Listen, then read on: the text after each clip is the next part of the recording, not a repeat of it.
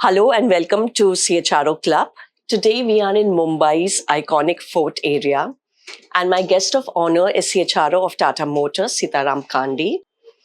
And in the conversation to follow, you will know about how HR is playing a key role in supercharging India's auto industry, by the way, which is fourth largest in the world. Hello Sitaram, welcome to CHRO Club. Thank you. Tell me, how are you designing your HR strategy to align with business goal and overall vision of the company? So we have the business vision, and HR perfectly aligns to meet the business vision of giving sustainable mobility solutions. All our process and systems focus on building capability and fostering the business. That's how our HR strategies are perfectly aligned with the business outcomes. If I were to ask you, what are the few critical pillars for your HR strategy? Also, given that manufacturing industry is very complex and auto is a growing industry and yet competitive. So what are your critical HR pillars to support the overall ship, which is your Tata Motors, the organization? See, first is this industry is changing so fast and so rapidly. Having the capability and right skill is a big ask. So we focus on bringing the right talent, developing the right talent, and engaging the talent. All this reflect both in a matrix for HR, but most importantly, the business results, the outcome of the business results. Uh, so each of our process try to bring the best of the talent, whether it is lateral hire, grooming the internal talent, or the campus hires. Capability building right from shop floor to the senior management, and also building the engagement so that we get the best out of the employee workforce we have. So, like you rightly mentioned, this industry is going through a huge disruption. And, we all read about EVs and we read about autonomous driving technology. So there is a lot of innovation happening within the manufacturing side, vehicle design, plus also, how customers are, the expectations are changing. So as a CHRO, how do you drive innovation in your organization through people? So we have a very robust process to drive both at a group level and at a company level. One simple example is Innovesta. So every function and every process gets an opportunity to drive innovation and also compete for the innovation. So that's one stream of showcasing what we have. The another yardstick of innovation is the number of patents submitted and the number of patents registered. Uh, Last year, we were the OEM with the highest number of patents submitted for registration. So this is second yardstick. But the most important thing is the number of cross-functional projects we have. And we drive another project called GEMS, which is going extra mile, where innovation at every operating level happens. Like if you are a manager and you have some project to be done which requires your cross-functional team to come together, you can go and put out your project saying, I have XYZ project, and anyone in the company can go ahead and apply for that project. And while they are doing their job, they'll work with you to execute that project.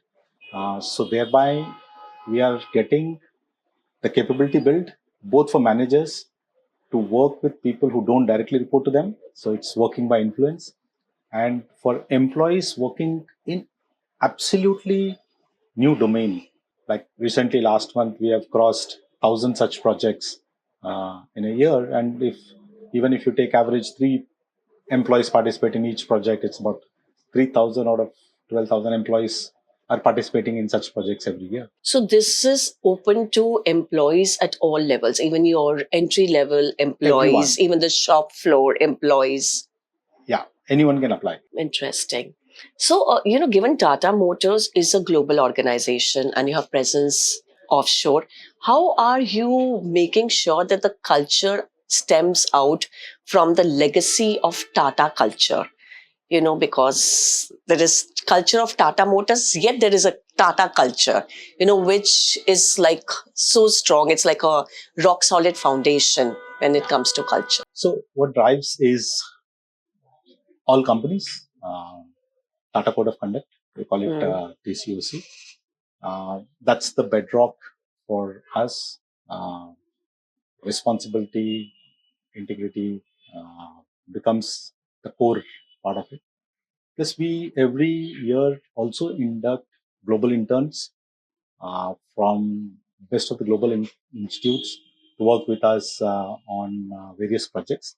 So thereby, they get to know what Tata culture is, and we constantly do interculture programs so people get an opportunity to know whichever country we operate, how that particular country and the culture operates in those particular countries.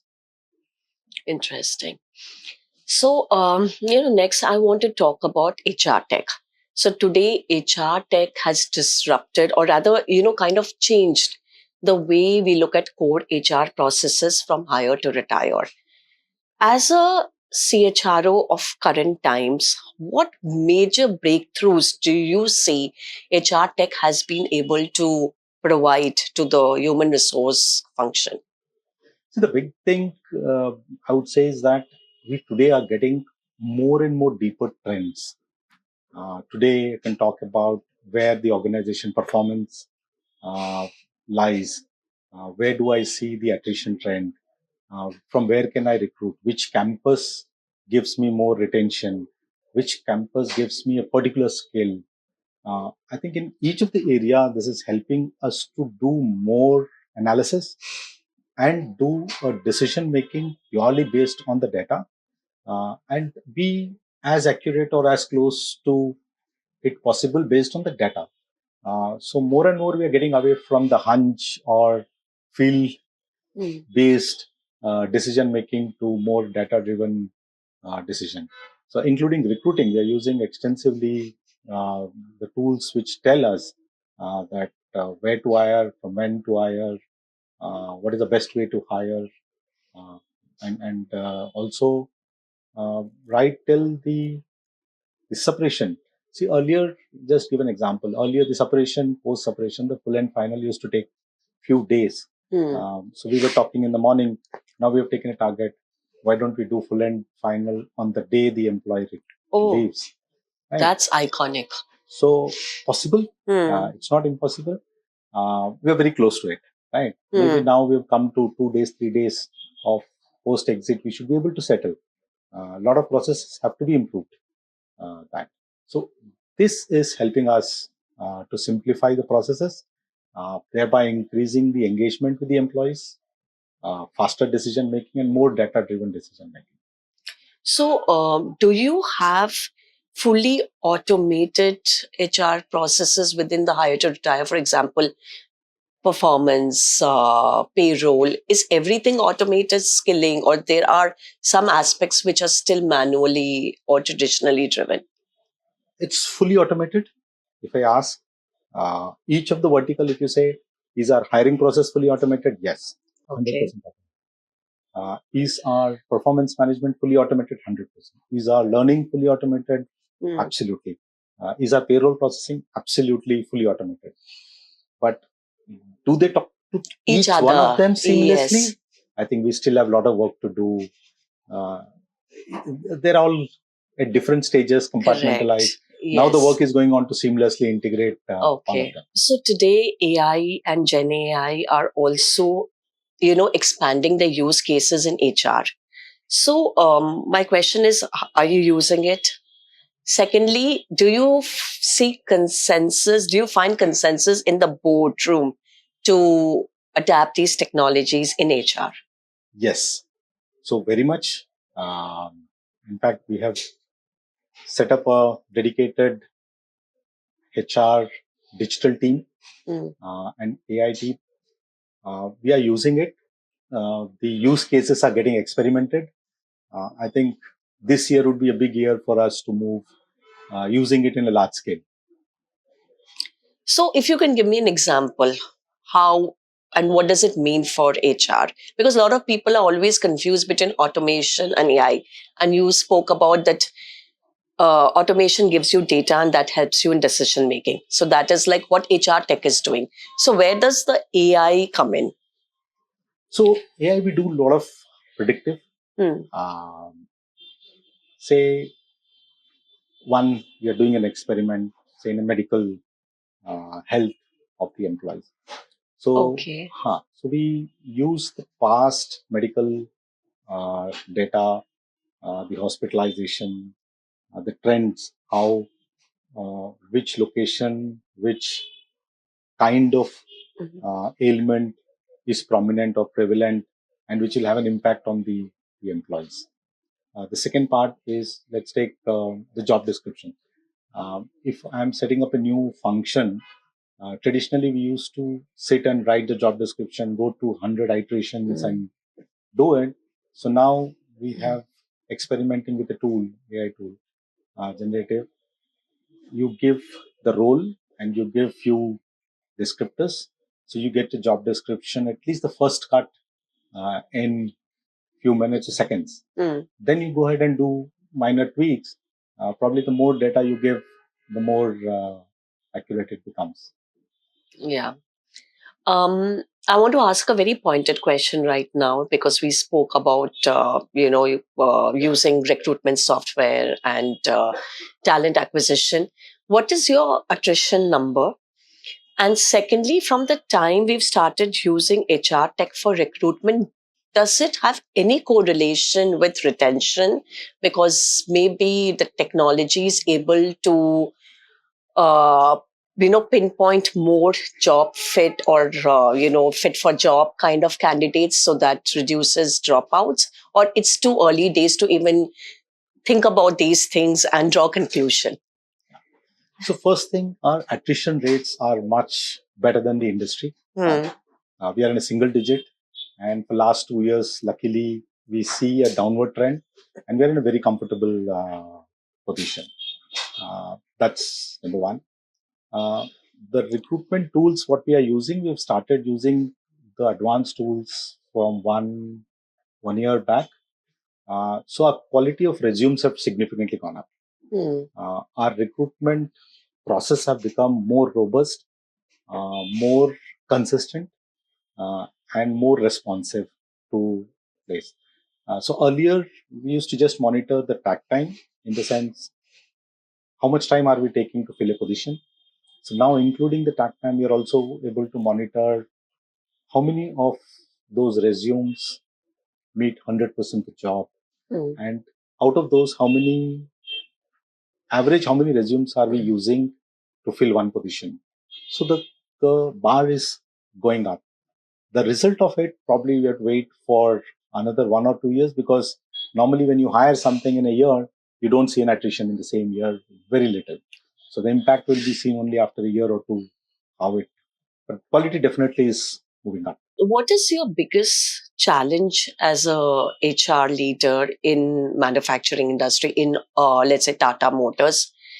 Is it managing the shop floor workers? Is it the factories, or is it compliance or regulation, or is it getting a well-being initiative that works for all, that fits for all? What is your biggest challenge? Okay. So fortunately, we enjoy the best of the industrial relations. Uh, there is no you and I with union and the management. In all of our 8 locations, union is just part of the management.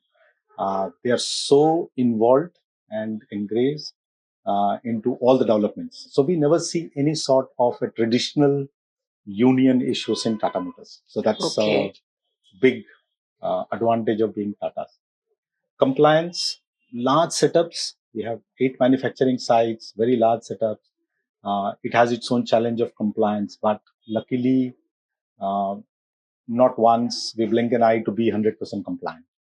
Nobody says, let's do this, let's find a shortcut. Tata's being Tata's. nothing comes in way of being 100% compliant. So that's also sorted. So if you ask me what is the biggest challenge of being a HR, I would say it's transiting the capability. It's a traditional company, very old.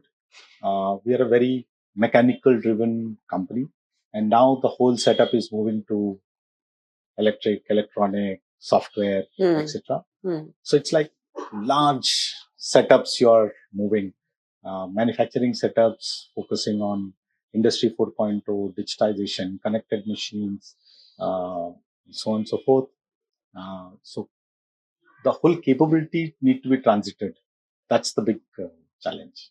Wow, very interesting. If you were to share with me, how are you building capabilities? What is your skilling strategy looks like, and something about building people and internal career mobility and all that? So it would be a lengthy answer. Okay. So, um, so let me start from the grassroots. So we have partnered with many institutes and also some of the Tata Group companies like TTL. We run certification programs on the current and future capabilities like SES, automation, battery technology, etc. And we map employees P1, P2, P3, P4. That's P1 is an entry awareness, to P4 is an expert. Okay. Right. And depending on the job they do, depending on the project they are involved, each individual is mapped on each capability at what level they should be. Based on that, they are certified. So this on certification and fast track. We had an ambition of at least covering up 50% of our large population in next 2 years. I think 25% is already covered. Apart from that, we have traditionally mechanical engineers. So we wanted to transit a few of them to uh, electric electronics. So we have partnered with the most reputed universities in all of our manufacturing sites, and we are running an MTech program in EV technology for all who are basically BTech in mechanical production or electrical, get an opportunity to do an MTech. We are running batches in all of those universities, and 291 people currently are undergoing MTech in EV technology. Similarly, we run an MTech in AI with one of the reputed universities. 71 people currently are undergoing MTech in AI. The third focus area is customer excellence. Again, we have tied up with one more university where about 200 people are going on MBA in customer excellence. Coming at an operator level, most of our operators in all our manufacturing sites are ITI done. So we have made it open to them that anyone interested can enroll themselves for doing a diploma in electric electronics or EV technology. 2,000 of our employees have enrolled, and they have completed or completing, either completed, first batch is completed or now completing their diploma in technology. So that's how we have gone to the shop floor level. And good part is that out of which about 140 odd people who have completed their diploma have now become aspirational, and they have applied for a staff role. They cleared the exam and they got promoted to staff. And many of them have now enrolled for BTech. Clearly seems Tata Motors is just not an organization, but a learning organization as well. Absolutely. And that's our vision, that everyone coming into the organization at least has an opportunity to learn. Right. So we have an avenue to learn. And when you're talking about it, I can see the passion flowing. So I want to ask you that how are you keeping your learning going? Because clearly looks like skilling and learning is your area. Yes. So see, all these projects actually is a big learning for us. Itself, that's right. Itself. This year, we've also taken an initiative to bring a lot of diversity into these batches. Minimum 50%, and some places it's 100% girls we have hired. They'll undergo, then they come to the shop floor. So all these are new initiatives, and to do this, you have to learn a lot to get this done. Yes. So is DEI and sustainability boardroom agendas? Big one. Big. I think every conversation, leadership's first question is, what's your plan and progress on DI? And the best part is the whole leadership team owns it and drives it. So it becomes very easy for us to really go to the floor and execute. Today, let me talk in three steps. Uh, all our shop floor hires, minimum 25% diversity hire we do every year on year, shop floor. And in the campus, minimum 50% diversity. All the lateral hires, we do 20+% diversity as a minimum. These three. On PWD, all of our sites, first time we have done an experiment of hiring children with special abilities. The whole staff, we trained them, like one batch which had a hearing challenge. We inducted in one of our manufacturing sites. The whole staff was trained on sign language. Sitaram, now I'd like to ask you about your career journey. So I guess you started, you did your higher education at IIM Calcutta. Not many people who graduate find their way to HR. But you've been in HR. So if you share one learning you've had from your career and one thing you would have done differently. So I graduated from Symbiosis and did my specialization from Calcutta Business Excellence.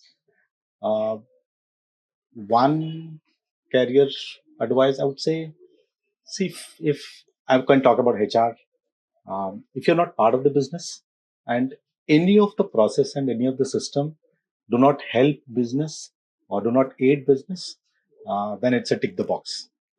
Then you will be happy doing it, but business will not have a buy-in. But if you add value to the business, I think you will definitely have a seat on the table, and then HR makes sense in the business. So when you're not being a CHRO, what are you doing? I mean, what makes you tick?